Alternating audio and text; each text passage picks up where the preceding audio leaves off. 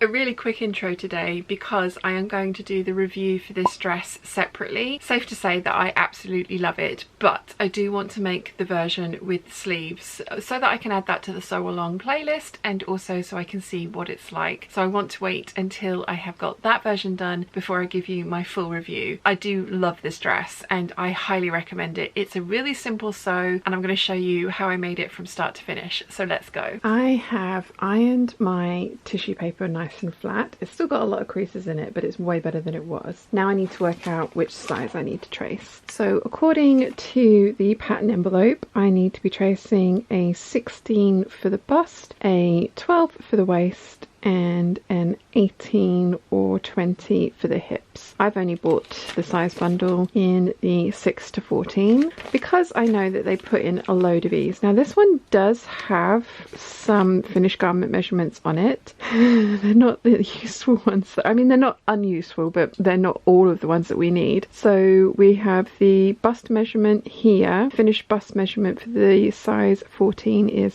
38, which is giving a 2-inch amount of wearing ease, because they say for a 36-inch bust you should be doing a size 14, which will give you a finished measurement of 38. Then it's got the hips, which are basically, I mean, they're not free, but they're very wide, so you don't really need to worry about that measurement. What would have been more useful is the waist measurement. And then we've got the back of length from base of neck, and this dress doesn't even come to the base of neck, so it gives you the length that the dress will be on you from your base of the neck. Okay, great, but again, it's not the most useful. What we want is the armhole measurements, we want the waist measurement, as I mentioned. So they are improving, still not perfect. Anyway, as I say, even though 2 of my sizes fall into the larger category, I've only got the smaller category. I kind of know that I can get away with this category, so that's why I've only bought that size bundle. So the first thing I want to do is make a list of all the pattern pieces that I'm going to trace, so we can get out the number 1 page of the instructions. I've actually listed out everything here except the pocket. I don't like pockets in dresses that don't have a waist seam to support them. I also don't like pockets in dresses that I'm going to make from rayon, and for this style I probably will always make it in rayon, so I'm not going to trace out the pocket piece, but I'm going to trace out everything else. I am only going to trace out length C though, because length AB is way too short for me, and it will be really easy for me to just put a line in where I want, if I want a shorter dress in the future. So I've written myself a list of numbers here, and I'm going to cross them off as I go, because I know what I'm like. If I don't make sure that I am tracing every single piece, I will miss a piece, and then I'll have to unfold the pattern and iron it and retrace. So the next thing I need to do is find the actual finished measurements that are printed on the tissue paper. They usually are on like the center front piece, and there's no exception in this case. So we've got piece number 1, which is the front, and we've got the bust, and we've got the waistline. The hips are on the center back piece, I think, and the hip measurements are listed at the kind of like hip area. So this is the apex, this is the waistline. You want to have a look for those markings, and then the finished garment measurements will be on there. So as I mentioned, this only goes up to a size 14, which is a 38-inch finished measurement for the bust. I do probably need, my bust is 38 inches, so I probably will need a little bit of ease in there, so I am going to fudge that a little bit. So the way that I fudged the bust line is that I actually sewed the facing to the dress at the centre front at 3/8 of an inch instead of 5/8 of an inch, which gave me an extra 1/2 of an inch of room, which in my opinion has worked out really well for the way that I like my dresses to fit. So that was the fudge that I did to get the bust to fit me the way that I wanted it to. I'm going to do a size 14 for the bust, and if we come down here, I actually currently have a waist measurement of 26.5. So for 26.5, they say I should be doing the size 12, which is 30.5 inches, which is 4 inches of ease around the waist, which I just don't want that much ease around my waist. I like my dresses to be fit and flare. So I'm actually going to go for the size 8, which is a finished measurement of 28 inches. So that gives me 1.5 inches of wearing ease at the waist, which is probably a little bit more than I like, but I can tweak the seam allowances as I'm sewing this up to kind of like compensate for a little bit more of a allowance at the bust and a little less at the waist, so it fits me the way that I like it to fit me. Again, this is totally personal preference. I like a more close fitting dress, so that's what I'm going to go for. So now that I have worked out what size I need to trace and what pieces I need to trace, I'm going to work my way through these tissue pieces, cross off each piece as I get through it, then I can cut it out and make some alterations. And they do have lengthen and shorten lines in a place that I would put lengthen and shorten lines if they hadn't included them. So I will be adding an inch of length to the torso of all of these because, again, I know I've made a load of McCalls patterns. That's usually the amount of length that I have to add. I'm going to get all that done and then I can cut out the fabric. One of the most important things when you are making up garments is the prep work and the accuracy in the cutting out and getting things on grain. So I do spend quite a lot of time trying to lay my fabric out and make sure that it is perfectly on grain and then folding it up. I tend not to follow the cutting guide that the patterns recommend, not for any particular reason. Sometimes they can be a little bit wasteful of fabric, sometimes they can be much more economical for fabric, but I tend to kind of follow my own sort of like desires when I'm cutting out my pattern pieces. So I do think this is a non-directional print, but I decided that because I had enough of it, I had 5 meters, I was going to cut all of my dress pieces out the same way up. There was a difference when you looked at it from different directions, and I thought I'd get away with it because it's such a busy print. If I had been lacking in fabric, I could totally have nested the dress pieces, but because I had so much fabric and because I knew I wanted to cut something else out from this fabric as well, I decided that getting all the pattern pieces the same way up was going to be what I was aiming for. I do make sure that I cut everything out on grain. I have quite a good eye for doing that these days to make sure that the grain line is parallel with the selvage. If you're not 100% sure, or if you want to double check yourself, just get your tape measure out and measure the bottom of the grain line to the selvage and the top of the grain line to the selvage. They should be the same distance apart, so you can just tweak it so that you make sure that the grain is running nice and straight, and that will help your garment to hang nicely once you've made it. Now, I totally love and use store-bought bias binding. I get mine from eBay and I will list it in the description down below. But every now and again, if I cut something out and I end up with large pieces that aren't going to actually get me a top but are too big in my mind to be like, you know, scrap busting pieces, I will cut out my own bias binding, which is what I did with this one. I haven't tried the continuous bias binding method yet because, as I say, these are all kind of like odd off-cut shapes that I've been cutting my bias binding strips out of. So I do just make it piece by piece and seam it together, but I do like the continuous bias binding method, and if I have a piece of fabric that will work for that, I would totally use it. One of the other things I like about using a viscose bias binding when you're using a viscose fabric is the weight. The satin bias bindings that I get from eBay are lightweight, but they do have a certain stiffness to them, so they will give the hem a little bit of an extra poof, which is fine if that's what you're going for. But if you have enough fabric and you don't mind making bias binding, making it out of exactly the same fabric that you've made your dress from is a really good option. As usual, we are working with a 5/8 of an inch seam allowance unless otherwise stated. So the first thing the pattern wants us to do is interface the back facing, front facing, strap and the belt or sash if you're going to make one. I'm not for this because I have decided against it. So I have interfaced all of these pieces. I am going to then finish off the edge, the inner edge, with the bias binding that you've just seen me make.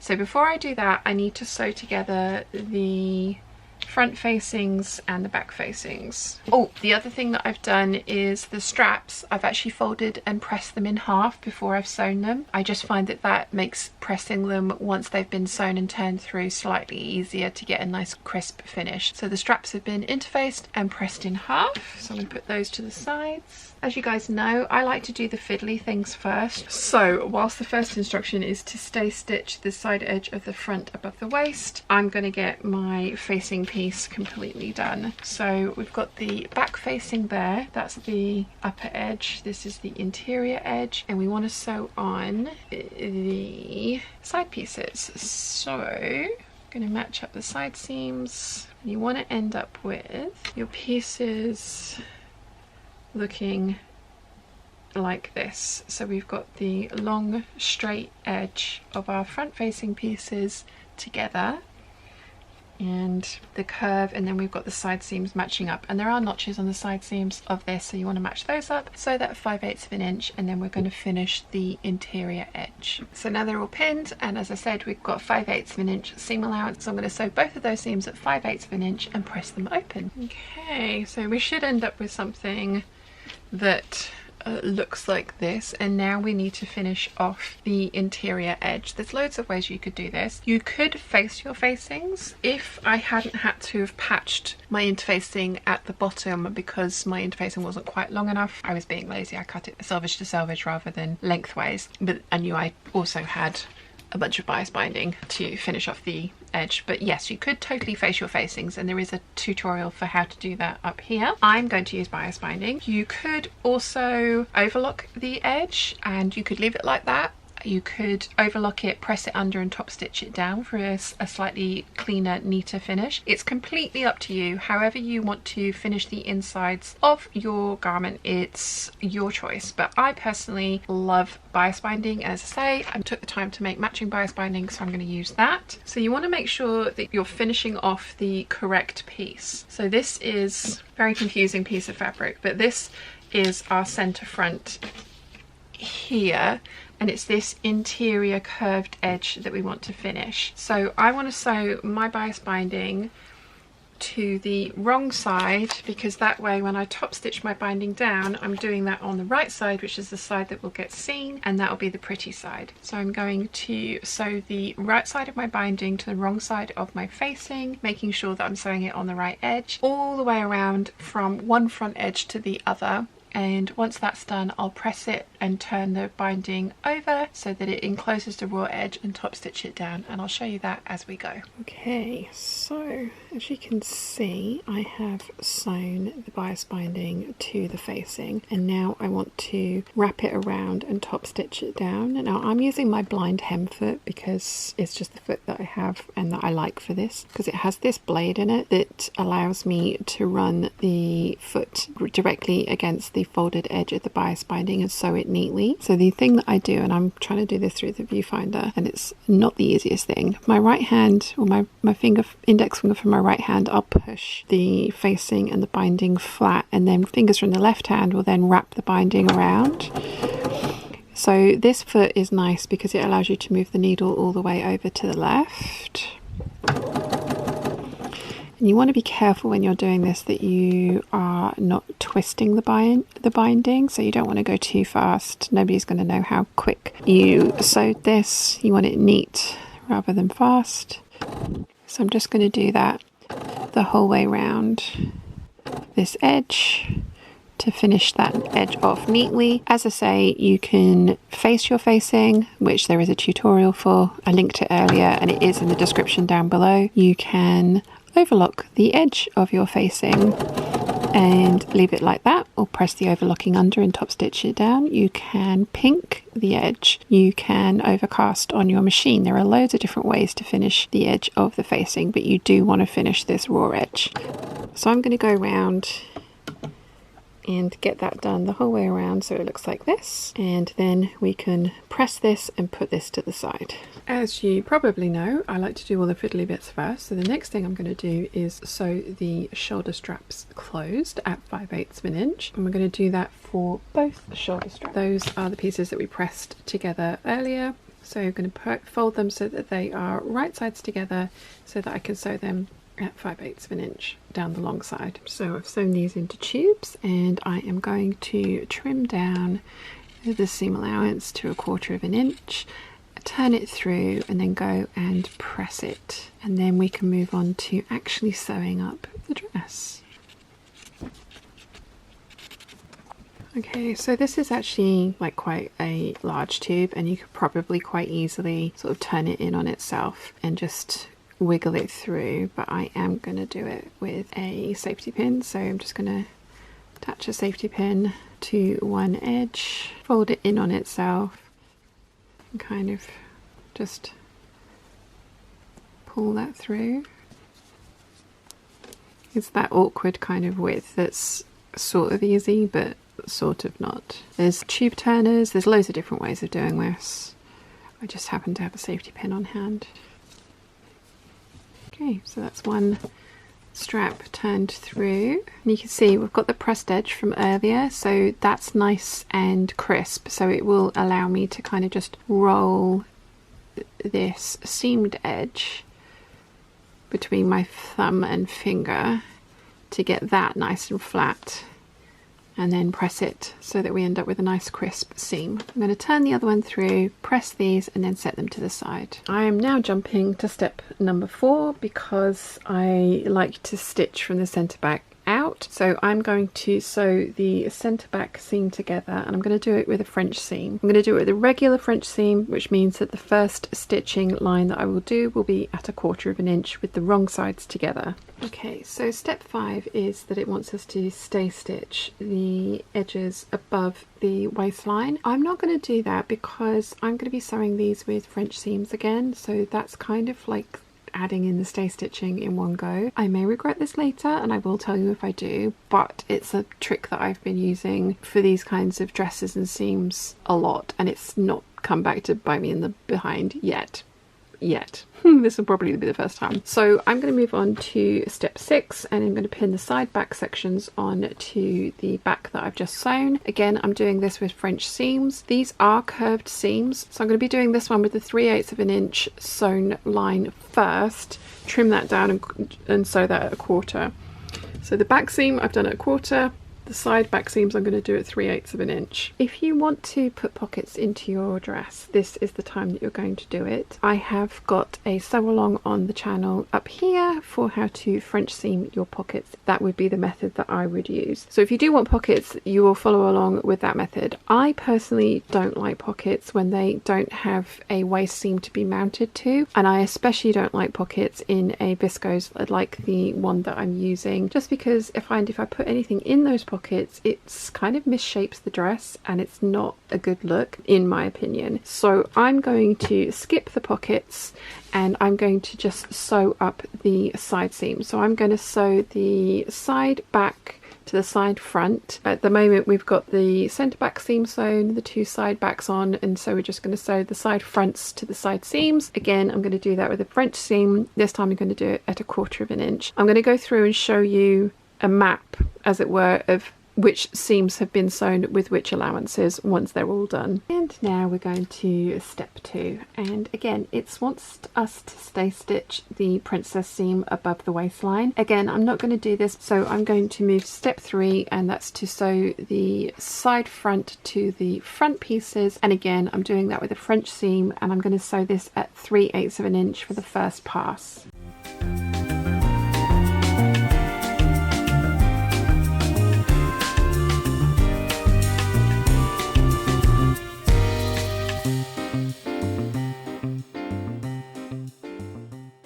Okay, believe it or not, this is the beginning of our dress. So I said I would show you a map of the seam allowance that I've used, and I'll tell you why I've used each one. So this is the centre back, and I have sewn this at 1/4 of an inch, and I've done that because the seam allowance for this is 5/8 of an inch. My preferred method of doing a French seam is sewing at 1/4 of an inch, trimming, pressing, and then sewing at 3/8 of an inch. It's a very easy way to make sure that you don't get any of the little stray threads poking through, because you're sewing the larger part of the seam allowance second. Now we're moving on to this is the centre back, this is the side back. This one I've sewn at 3/8 of an inch, and I've done that because this is a princess seam. So princess seams can be French seamed, but they do usually need to be clipped into. So the reason we're sewing the 3/8 of an inch first is so that we can trim really close to the stitching line, and then sew the second part of the French seam at 1/4 of an inch, which makes the seam a lot less bulky and a lot more flexible, which will go around the curves nicely. We're onto the side seam. This one again I have sewn at 1/4 of an inch. I'm going to trim it and sew the second pass at 3/8 of an inch, and again that's just to make my life easy and make sure that I am encasing all of the raw edges and not getting any fluffy bits. So this is the side front, this is the front. This is a very curved princess seam, so this one I have sewn at 3/8 of an inch, and again for the same reason I want to trim this back very close to the stitching line. I'm going to press it. I'm going to sew this one at 1/4 of an inch on the second pass of the French seam, which will give me a much narrower seam, which is much more flexible and shouldn't give us any puckers over the curves because it will be, as I say, more flexible. And obviously with French seams you can't clip into French seams. That's another reason for the stay stitching on these princess seams, to allow you to clip into and up to the stay stitching so that you can get the two pieces to meet. These princess seams aren't super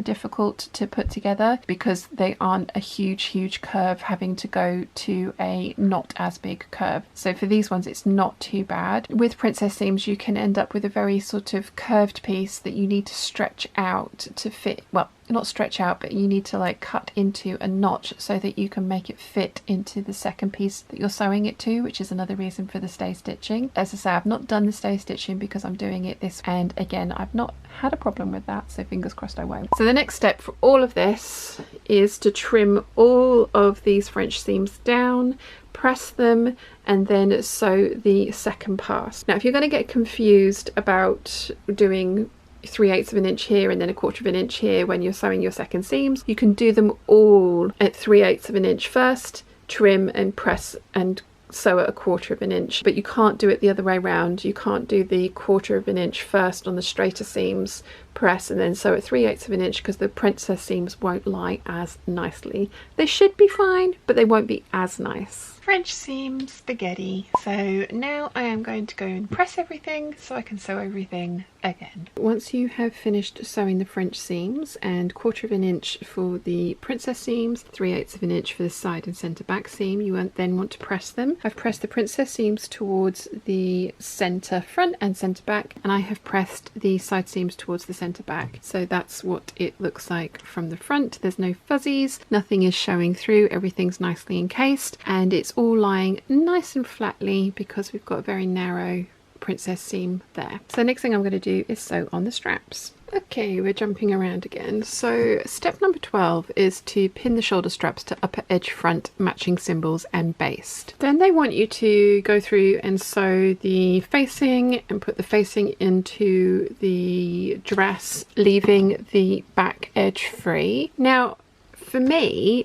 I think it's going to be easier to adjust, which is step 35. Slip ends of shoulder straps through opening in back, pin, try on, adjust if necessary. I get the adjusting, but I think it will be easier to adjust on yourself if the bit that you were slipping in and pinning was the front. So I am going to sew or baste my shoulder strap to the back rather than the front. You can see here, this is the actual square. If you look at the strap pattern piece, there are 2 large squares and 2 large circles. So the circles are the back and the squares at the front. Honestly, the pattern piece is actually symmetrical, so it doesn't really matter, but we are going to be matching up the circles on the center back pattern piece. So this is the centre back here, and we've got the circle there, and that's actually 5/8 of an inch in and 5/8 of an inch down. So if you actually take your strap and place it onto the pattern piece, this is the folded edge and this is the seamed edge. You can see that the large circle is actually corresponding to the outside edge of the strap. So that is going to mean that it's going to get basted into place like that. So like I say, 5/8 of an inch in from the edge, and I'm going to do that for both sides. I have marked and placed and basted in my straps. Rather than sew in the facing and leave the gap, I actually pinned the strap to the front to try it on with a pin, because I was worried that these straps were not going to be long enough, but they are actually perfect for me. So I'm going to baste this into place, then I'm going to sew the facing on. This is, as I say, the square, and it is on the center front panel, and you want to center the strap in this kind of flattened off piece here. So yeah, you're going to center the strap in here and sew it on. This is one of the first things that we did: stitch front facing sections back to back facing at sides, finish the outer edge of facing. As I say, first thing we did. So the next thing the pattern wants us to do is sew it into the dress. Now I want to finish my dress a slightly different way to how the pattern recommends, so I'm actually going to sew bias binding onto the hem of my dress first. The pattern wants us to turn and turn the hem again to do a narrow hem, which is totally valid and definitely a way you could go. But as you guys know, I've made a bunch of bias binding, so I am going to finish mine with a bias bound hem instead. Again, just personal preference. Now, there is some bias in this skirt, and I may regret this because I am not going to let this hem hang. Am I going to let the hem hang? Oh, I probably should let the hem hang, shouldn't I? So I am going to sew my facings on, but I'm only going to sew them and finish the stitching line around here, and I'm going to leave sort of like the bottom couple of inches free, and that's so that I can hem it the way that I want to later if the hem drops and I need to level the hem. Fingers crossed I won't. I have pinned the facing right side to right side of the dress, and I've pinned it all the way around the top edge, and the straps are sandwiched in between there. Make sure that you've got those straight before you sew everything else down and not twisted. Ask me how I know. So I'm going to sew the whole way around this from front edge to front edge at 5/8 of an inch. Because of the way I want to hem this, I am going to start my stitching at my orange pin, which is sort of like 4 inches, 5 inches up from the bottom edge, which is going to leave the bottom edge free so that I could sew bias binding onto it later and turn it. If it does drop on the bias in any point, I can level the hem before I do that. So I'm going to start sewing here, sew all the way around 5/8 of an inch, pivoting at the corners, and I'm going to stop at the same point on the other side, backstitch, and then we can trim the corners and do some understitching. I have sewn all the way around at 5/8 of an inch. I've just double checked to make sure that I've not caught the strap in a way that doesn't look good, and it's all fine. So I'm now going to trim all the corners and clip the curves so that I can turn the seam allowance to the inside, to the facing side, and sew in some understitching to make everything lie nice and flat. So I'm trimming off the corners there of the strap where the strap went in. I'm going to do the same for the strap at the front. Just double check before I cut anything that that's all sitting nicely, and it is. So yeah, just trim off the excess. So when we understitch this, we're not going to be able to get right up to where the straps meet because of the way that it's all sewn. So we want to get as close as we can. So just take off the excess. I'm going to trim this underarm seam down a little bit, and then once I've got that trimmed, I'm also then going to clip into the curves so that it will turn through nicely and press nice and flat. So I'm going to get that done for the whole way around. Then when we understitch, we're going to be pushing all of the seam allowance into the facing and stitching 1/8 of an inch onto the facing to stitch all the seam allowance to the facing to again help everything to sit nicely and stay the facing to stay inside of the dress. So I'm going to get that done the whole way around, and then I'll come back and show you what that looks like. Everything is clipped and chopped and trimmed, so we are going to be understitching, and as you can see here, you're going to be able to understitch the front just to the corner, that little front bit there, not quite up to the strap, the underarm seam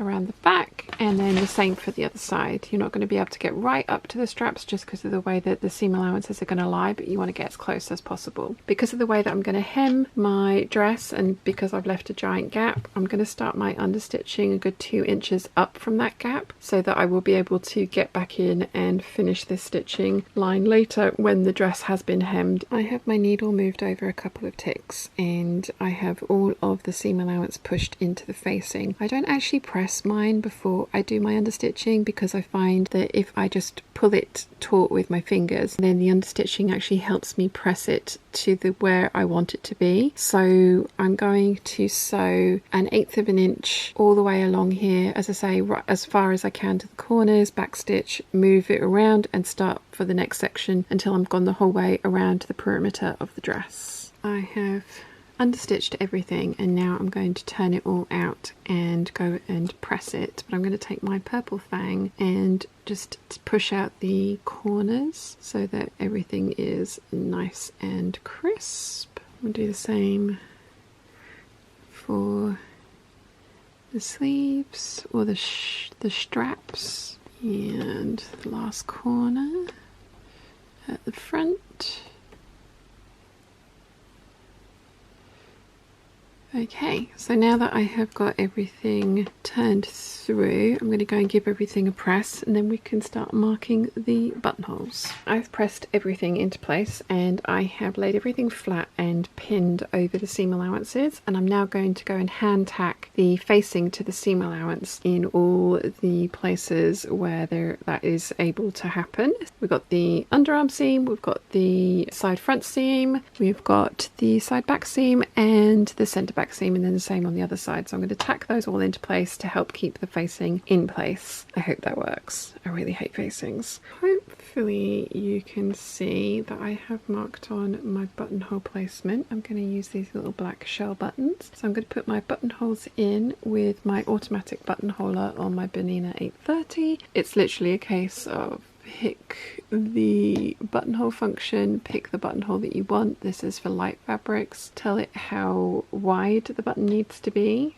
by holding the button up to the screen, moving the dial. Once you've got that correct, I like to make mine a little bit denser, and then I literally just press the button and go. So once the buttonholes are in, then we can mark the places for the buttons to go. I have put the buttonholes in, I've put the buttons on, I've opened the buttonholes up, tried it on, and I want more buttonholes. There's not enough. So I have marked in between the original buttonholes halfway all the way down, and I'm now going to sew another set of buttonholes. There's going to be a lot of buttons on this dress, but I think it's going to be worth it. I have let the dress hang overnight, and there is no noticeable drooping of the hem in the usual very obvious way that Viscose does when it wants to drop on the bias. So I'm going to finish the hem with the bias binding. So I've got the facing here. As we know, I've left a good couple of inches free, so I'm going to sew the binding, the right side of the binding to the right side of the fabric along the bottom edge. The raw edges, doing this with one hand's fun, with the raw edges matching up, so I'm sewing in that ditch there. Then I'm going to press everything to the inside, and then I can finish off the facing, which I will show you how I do that in a second. I have sewn on the bias binding and pressed it all the way round to the inside, so the bottom edge is now finished. I haven't started to sew it down yet because I do need to finish this. So I'm going to fold the hem back, the bias binding out, and I'm going to pin the facing, and I want to do it so that I can see the stitching line that I've put in for my hem. So I'm going to pin the facing to the outer dress. Basically, we just need to match up to this line of stitching. So I'm going to start sewing here, which is where the facing starts. So I'm going to sew all along there, pivot at this side here, and then bring my the stitching line up to meet the stitching line that we finished earlier for sewing the facing to the outer. So we're literally stitching like an L shape. Pivot at the corner, leave your needle down, and finish off that line of stitching. We're going to do that for both sides. So you should end up with something that looks like this and like that. We're going to chop off all of the bulk, including the bias binding, from the corner, and just gonna again take away the bulk from this corner so that it will turn out nicely. So I'm going to turn this through, use my purple fang to get into the corner there, and once that's pressed we will have a nicely finished corner. Then we can hand stitch down our bias binding all the way along to finish off the hem. It's all nicely finished. If you want to, you can continue your understitching down as far as you can get into the corner to finish that off, and I think I will, because it just helps to give a nice crisp edge, and we've started it, so we might as well go as far as we can. So I'm going to get that done, get that pressed, and then repeat for the other side. And here's what those corners look like when they've all been pressed. So the next thing I'm going to do is hand stitch the bias binding to the dress. I'm going to slip stitch it into place. Then I need to sew on the extra buttons because I've put on like twice the amount of buttonholes because I think it's going to look better. So once that's done, the dress is finished. Yay!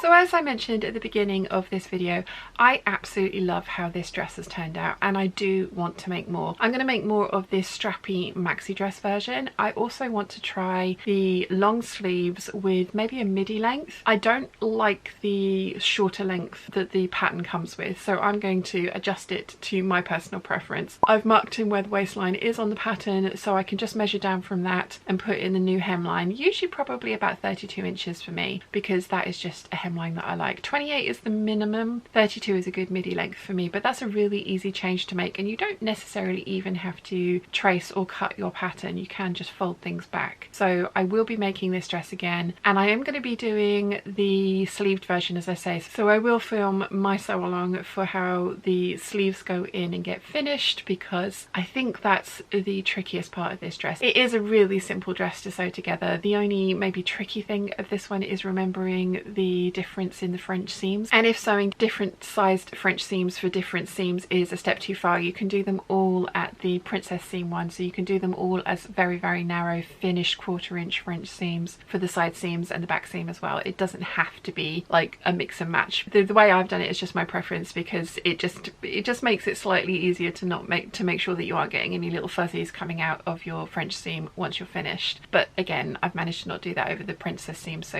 you know, it would have been totally doable over the side seams and the back seam as well. Love this dress, 100% recommend this dress. Will be making this dress again. I will be adding to the sew along, and yeah, I can't wait to wear this one out. Fingers crossed we have enough summer left in the UK that I can actually do that. If you've enjoyed this video, you might want to check out this one here.